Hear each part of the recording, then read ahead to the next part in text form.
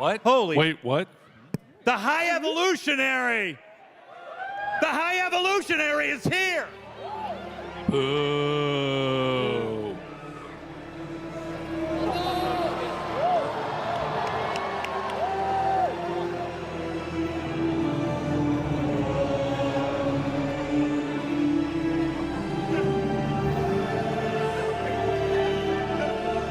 Wow, he looks angry.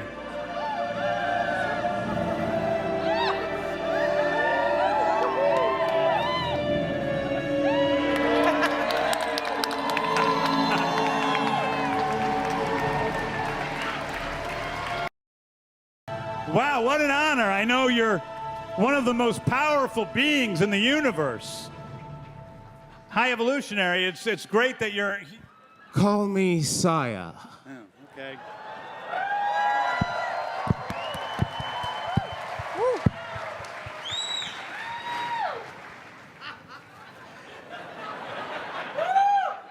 I'm pleased to be here. As I gaze out at this crowd, I am reminded of my sole purpose in the universe: to take unevolved, disgusting, low-life scum such as yourselves and enhance you genetically to something less reprehensible. Thank you for inspiring me with how vomitous you all are. The bile in the back of my throat as I look at you is all the motivation I need to move forward and create the perfect species. Okay, thanks, High Evolutionary. I can't wait to dissect all of you and see what I can learn. The High Evolutionary! Hey, Jamal. All right, how you doing? Good morning to you. Well, good morning from out here. It's like this. Yeah, it's still morning. It's still morning. Okay. Okay, I didn't know if you was in London, New York, or wherever. I'm actually in Atlanta right now filming. So like I'm on sort of your time almost. You're in LA? Oh, Yes. Where are you? Yeah, I'm in LA. Yeah. Okay, I guess I'm 3 hours ahead. Yeah. And I want to know, like, how has it been working with James Gunn? He's a director that I've just loved all his material. I mean, I think Guardians is, on the Marvel side, is one of the top, 5 or 6 Marvel movies that exist. It's probably it's close to my favorite. So like, he's a director that I have a lot of adoration for. So how's it been working with James on this project? When you watch his material, you form a certain idea of who James might be, and I'm glad to say that it matches. The laughter, joy of life, heart, mischief, dangerous. He's subversive, and you feel like you're working with a real rock and roller of filmmaking, which he is. And he's also a wonderful human being, and I feel very blessed to consider him a friend. So there is that side of it, but there is also the side of it personally. If you're asking me personally, having worked with him on Peacemaker and now working with him with Guardians, is watching how he wants to push me. He's put his faith in me and kicked open the door for me, but he's not going to let me sit back. So you make choices, and there's a wonderful dance between some choices he loves them, some choices he wants something different. Some choices he loves them but wants to push them to the nth degree. So there's a sense of collaboration. It's weird because this genre we love, which is, Marvel and DC and comic books and all that stuff. And, people think of it as fun when there's so much just fun, when there's so much detail and creativity that goes into it and so much heart.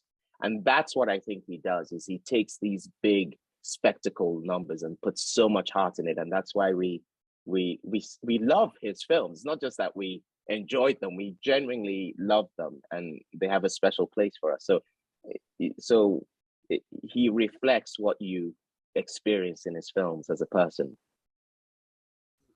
I wonder, have you yet dealt with the conversation here, at least here on Black Twitter about the Black Brit actors taking roles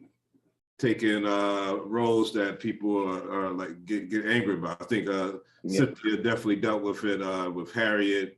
I don't think the conversation was as loud when David Oyelowo did Selma, but you know, have you been hearing that this thing that it's people, it's a lot of people, there's a lot of defenders, and it's a lot of people that for some reason get very angst about all these roles for this talent from London. I can't, I get it. Of course, I get it, because in the basic denominators of these American roles, especially when you think of Martin Luther King or or Aretha or all these great roles that are Americans being played. So I get the discussion. I don't agree with it in the sense that I think art and acting is very universal. I don't think directors and producers have any sort of agenda to say, oh, I want to cast a Brit or an Australian or whatever for this role. I think that you have to trust their genuine desire to cast who they think is the best actor for their project. That's not saying this is the best actor to play Martin Luther King or the best actor to play this, is for their project. This is who we want to work with. And I think it's a very tricky ground to do that, because I grew up, I saw Denzel Washington play Stephen Biko. I saw Morgan Freeman play Nelson Mandela.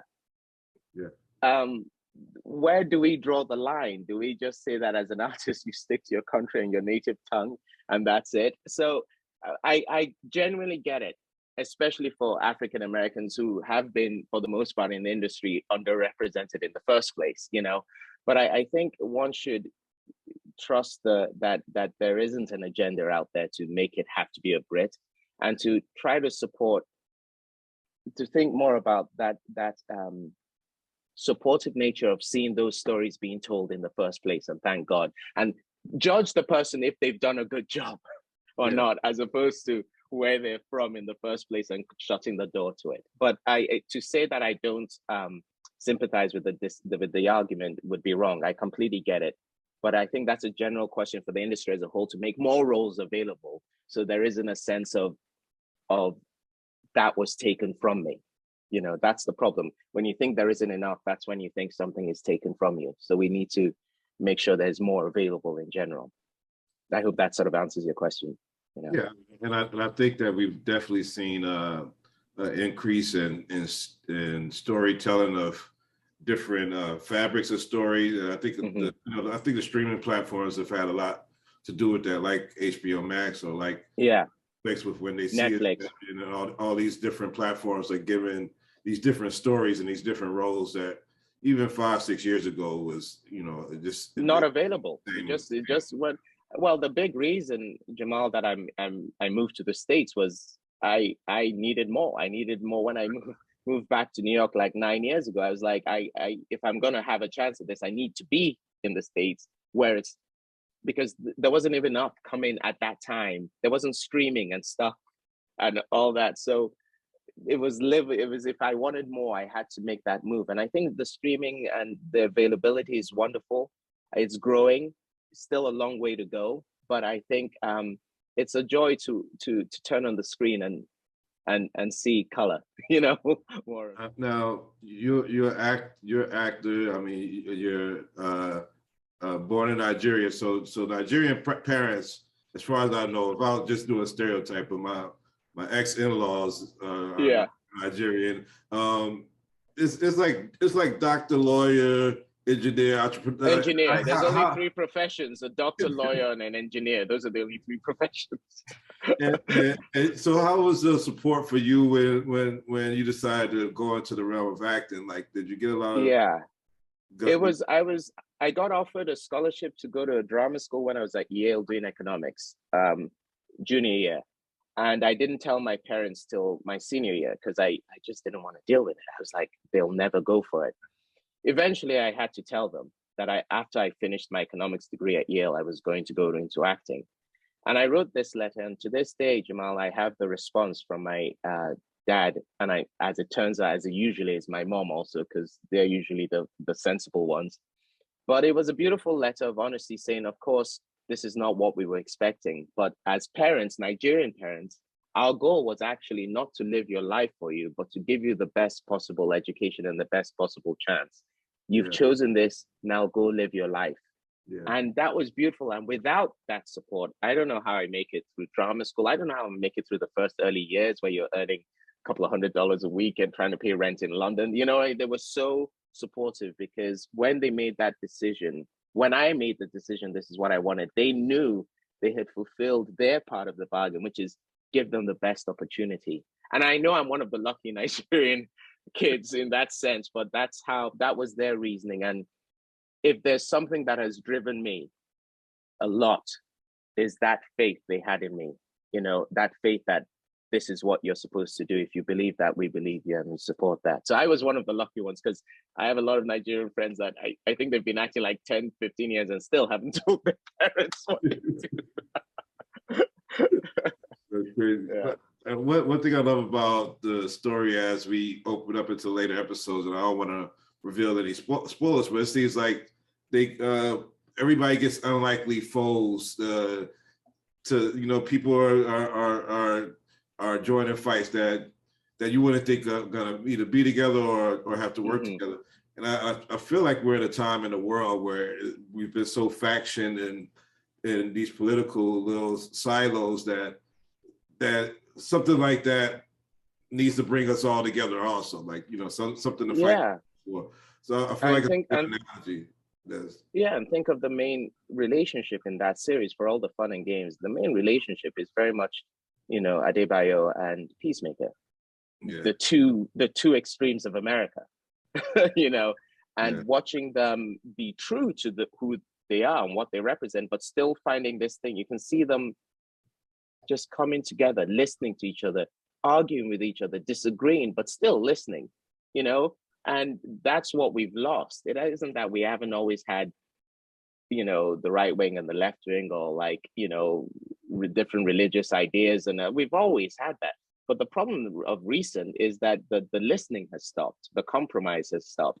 And I think one of the biggest things that can come out of this show, in that brilliant way of social change is always done through I think art is the vanguard of making social change, because there's something beautiful and sugared and human about trying to change society through art. And I think if something comes out of this that James, and I know everyone, would be really proud of, is that idea that, you know, we can still talk to each other, and hell, we could still be friends even if we disagree, you know. I hope that comes out of it. I gotta ask, I'm curious, you know, going back to your roots. I mean, first, are you Yoruba, Igbo, Ibibio? Oh wow, yeah. You say your ex was from Nigeria. I'm Igbo. I'm actually Igbo. Yeah. But it seems to be like there's my ex-in-laws also went to University of Wisconsin. I'm curious, like, is this like their big Nigerian? No. Are you kidding? With the weather in Wisconsin, you think Nigerians? Yeah, that's the weirdest thing. No, when I was at Yale undergrad, the head of undergrad drama was appointed the head of the conservatory in Milwaukee, and offered me a full ride scholarship. That's why I ended up in Wisconsin, because my ass isn't going up to that cold for any other reason, you know, much as I grew to love Wisconsin. But no, I mean, I just can't imagine a place less fitted, you know, weather-wise for Nigerians than being in Wisconsin. Yeah.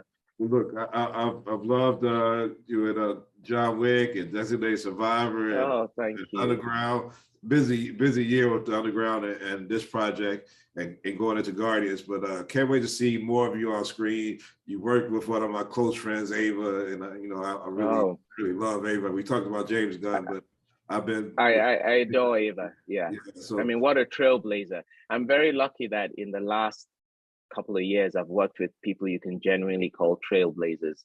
Ava was very much the beginning of that, with When They See Us, and then Barry Jenkins and now James, in their own way, you know, making change. So in that sense, I feel very blessed. Yeah.